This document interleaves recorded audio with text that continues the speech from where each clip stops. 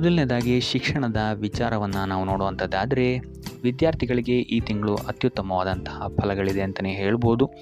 ನಿಮ್ಮ ಕುಶಲತೆಗೆ ತಕ್ಕಂತಹ ಫಲಿತಾಂಶವನ್ನು ನೀವು ಈ ತಿಂಗಳು ನೋಡ್ತೀರಾ ಅಂತಲೇ ಹೇಳ್ಬೋದು. ಇದಲ್ಲದೆ ಉತ್ತಮವಾದಂತಹ ಅವಕಾಶಗಳು ಸಹಿತ ನಿಮಗೆ ನಿಮ್ಮ ಶಿಕ್ಷಣ ಕ್ಷೇತ್ರದಲ್ಲಿ ಸಿಗಿದೆ ಅಂತಲೇ ಹೇಳ್ಬೋದು.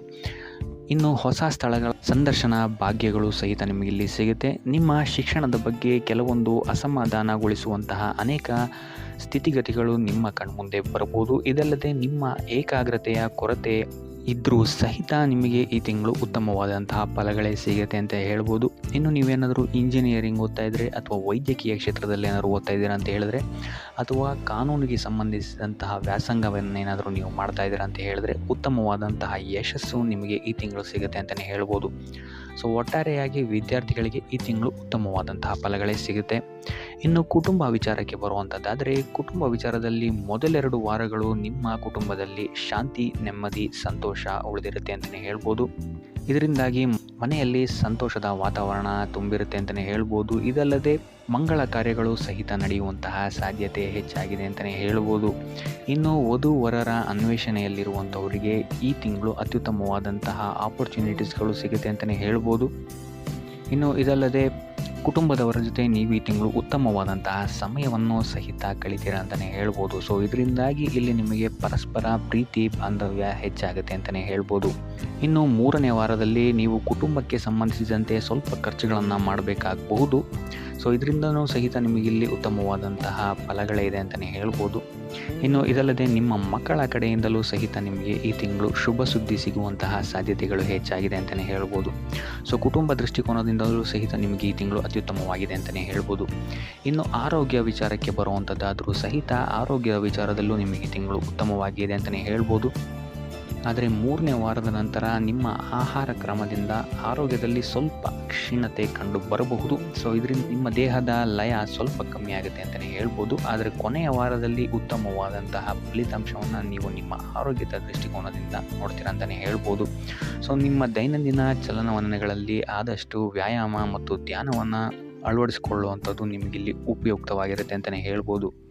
ಇನ್ನು ಈ ರಾಶಿ ಚಕ್ರದ ಮಹಿಳೆಯರು ಆದಷ್ಟು ಸ್ವಲ್ಪ ಹಳೆಯ ಕಾಯಿಲೆಗಳ ಬಗ್ಗೆ ಸ್ವಲ್ಪ ಗಮನವನ್ನು ವಹಿಸಬೇಕಾಗುತ್ತೆ. ಇಲ್ಲ ಅಂತ ಹೇಳಿದ್ರೆ ಹಳೆಯ ಕಾಯಿಲೆಗಳು ನಿಮಗಿಲ್ಲಿ ಸ್ವಲ್ಪ ಉಲ್ಬಣಿಸುವಂತಹ ಸಾಧ್ಯತೆ ಹೆಚ್ಚಾಗಿದೆ ಅಂತಲೇ ಹೇಳ್ಬೋದು.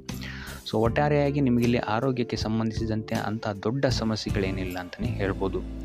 ಇನ್ನು ವೃತ್ತಿ ವಿಚಾರಕ್ಕೆ ಬರುವಂಥದ್ದಾದರೆ, ವೃತ್ತಿ ಜೀವನದಲ್ಲಿ ನಿಮಗೆ ಈ ತಿಂಗಳು ಒಳ್ಳೆಯ ಸುದ್ದಿಗಳನ್ನು ಕೇಳುವಂತಹ ಸಾಧ್ಯತೆ ಹೆಚ್ಚಾಗಿದೆ ಅಂತಲೇ ಹೇಳ್ಬೋದು.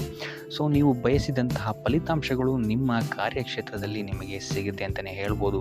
ಇನ್ನು ಇದಲ್ಲದೆ ಕಾರ್ಯಕ್ಷೇತ್ರದಲ್ಲಿ ನಿಮಗಿಲ್ಲಿ ಪ್ರತಿಸ್ಪರ್ಧಿಗಳು ಹೆಚ್ಚಾಗಿ ಇರ್ತಾರೆ ಅಂತಲೇ ಹೇಳ್ಬೋದು. ಆದರೆ ಅವರಿಂದ ಬರುವಂತಹ ಸವಾಲನ್ನು ಸಹಿತ ನೀವಿಲ್ಲಿ ಉತ್ತಮವಾಗಿ ನಿರ್ವಹಿಸ್ತೀರ ಅಂತಲೇ ಹೇಳ್ಬೋದು. ಸೊ ಇದರಿಂದಾಗಿ ಇಲ್ಲಿ ನಿಮಗೆ ನಿಮ್ಮ ಕಾರ್ಯಕ್ಷೇತ್ರದಲ್ಲಿ ಶತ್ರುಗಳ ಮೇಲೆ ಮೇಲುಗೈ ಸಾಧಿಸ್ತೀರಾ ಅಂತಲೇ ಹೇಳ್ಬೋದು. ಸೊ ಇದರಿಂದಾಗಿ ಇಲ್ಲಿ ನಿಮ್ಮ ಮೇಲಾಧಿಕಾರಿಗಳು ಸಹಿತ ನಿಮ್ಮ ಪರವಾಗಿರ್ತಾರೆ ಅಂತಲೇ ಹೇಳ್ಬೋದು. ಸೊ ಇದರಿಂದಾಗಿ ಇಲ್ಲಿ ನಿಮ್ಮ ಕಾರ್ಯಕ್ಷೇತ್ರದಲ್ಲಿ ನಿಮಗೆ ಬೇಕಾಗಿರುವಂತಹ ರೆಕಗ್ನಿಷನ್ ಸಿಗುತ್ತೆ ಈ ತಿಂಗಳು ಅಂತಲೇ ಹೇಳ್ಬೋದು.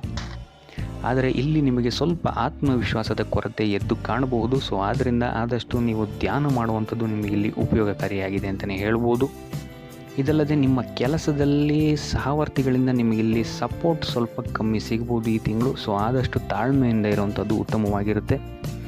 ಇನ್ನು ಇದಲ್ಲದೆ ಈ ರಾಶಿಚಕ್ರದ ಮಹಿಳೆಯರಿಗೆ ಕೆಲಸದ ಹೆಚ್ಚಿನ ಒತ್ತಡ ಈ ತಿಂಗಳು ಸ್ವಲ್ಪ ಕಾಡ್ಬೋದು ಅಂತಲೇ ಹೇಳ್ಬೋದು. ಸೊ ಆದ್ದರಿಂದಾಗಿ ಮುನ್ನೆಚ್ಚರಿಕೆಯನ್ನು ವಹಿಸಿ ಕೆಲಸಗಳನ್ನು ಮಾಡುವಂಥದ್ದು ಉತ್ತಮವಾಗಿರುತ್ತೆ ಅಂತಲೇ ಹೇಳ್ಬೋದು. ಸೊ ಟೋಟಲ್ ಆಗಿ ನೋಡುವಂಥದ್ದಾದರೆ ವೃತ್ತಿ ಕ್ಷೇತ್ರದಲ್ಲಿ ಈ ತಿಂಗಳು ನಿಮಗೆ ಉತ್ತಮವಾದಂತಹ ಫಲಗಳೇ ಇದೆ ಅಂತಲೇ ಹೇಳ್ಬೋದು. ಇನ್ನು ಆರ್ಥಿಕ ವಿಚಾರಕ್ಕೆ ಬರುವಂಥದ್ದಾದರೆ, ಆರ್ಥಿಕ ವಿಚಾರದಲ್ಲಿ ಈ ತಿಂಗಳು ನಿಮಗೆ ಸಾಮಾನ್ಯ ಫಲ ಅಂತಲೇ ಹೇಳ್ಬೋದು. ವ್ಯಾಪಾರ ವ್ಯವಹಾರಗಳು ಮೊದಲಿನಿಂದಲೇ ಮುಂದುವರಿಯುತ್ತೆ ಅಂತಲೇ ಹೇಳ್ಬೋದು. ಸೊ ಅದರಿಂದಾಗಿ ವ್ಯವಹಾರದಲ್ಲಿ ರಿಲೇಷನ್ಶಿಪ್ಸ್ಗಳನ್ನ ಆದಷ್ಟು ಉತ್ತಮವಾಗಿಟ್ಕೊಳ್ಳುವಂಥದ್ದು ಉತ್ತಮವಾಗಿರುತ್ತೆ. ಸೊ ಇದು ನಿಮಗೆ ಫ್ಯೂಚರಲ್ಲಿ ಲಾಭ ತಂದುಕೊಡುತ್ತೆ ಅಂತಲೇ ಹೇಳ್ಬೋದು. ಇನ್ನು ಈ ತಿಂಗಳು ಪ್ರಯಾಣದಿಂದಲೂ ಸಹಿತ ನಿಮಗೆ ಇಲ್ಲಿ ಲಾಭ ಇದೆ ಅಂತಲೇ ಹೇಳ್ಬೋದು. ಆದರೆ ಸ್ವಲ್ಪ ಎಚ್ಚರಿಕೆ ವಹಿಸಬೇಕಾಗುತ್ತೆ. ಇಲ್ಲಿ ನೀವು ಕುಟುಂಬಕ್ಕೆ ಸಂಬಂಧಿಸಿದಂತೆ ಅಥವಾ ಮಕ್ಕಳ ವಿದ್ಯಾಭ್ಯಾಸದ ಸಲುವಾಗಿ ಇಲ್ಲಿ ಸ್ವಲ್ಪ ಖರ್ಚುಗಳು ನಿಮಗೆ ಹೆಚ್ಚಾಗ್ಬೋದು. ಸೊ ಆದ್ದರಿಂದ ಖರ್ಚಿನ ಮೇಲೆ ಒಂದು ನಿಗಾ ಇಡುವಂಥದ್ದು ಉತ್ತಮವಾಗಿರುತ್ತೆ. ಇನ್ನು ನೀವೇನಾದರೂ ಸಾಲ ತಗೊಬೇಕು ಅಂತಿದ್ರೂ ಸಹಿತ ಈ ತಿಂಗಳು ನಿಮಗೆ ಪಾಸಿಟಿವ್ ರಿಸಲ್ಟ್ ಸಿಗುತ್ತೆ ಅಂತಲೇ ಹೇಳ್ಬೋದು. ಸೊ ಆದ್ದರಿಂದ ಈ ತಿಂಗಳು ಸ್ವಲ್ಪ ಆಕಸ್ಮಿಕ ವೆಚ್ಚಗಳ ಬಗ್ಗೆ ಹೆಚ್ಚು ಗಮನ ವಹಿಸುವಂಥದ್ದು ಉತ್ತಮವಾಗಿರುತ್ತೆ ಅಂತಲೇ ಹೇಳ್ಬೋದು. ಆದರೆ ಕೊನೆಯ ವಾರದಲ್ಲಿ ನಿಮಗಿಲ್ಲಿ ನಿಮ್ಮ ಆದಾಯದಲ್ಲಿ ಸುಧಾರಣೆ ಕಾಣುತ್ತೆ ಅಂತಲೇ ಹೇಳ್ಬೋದು.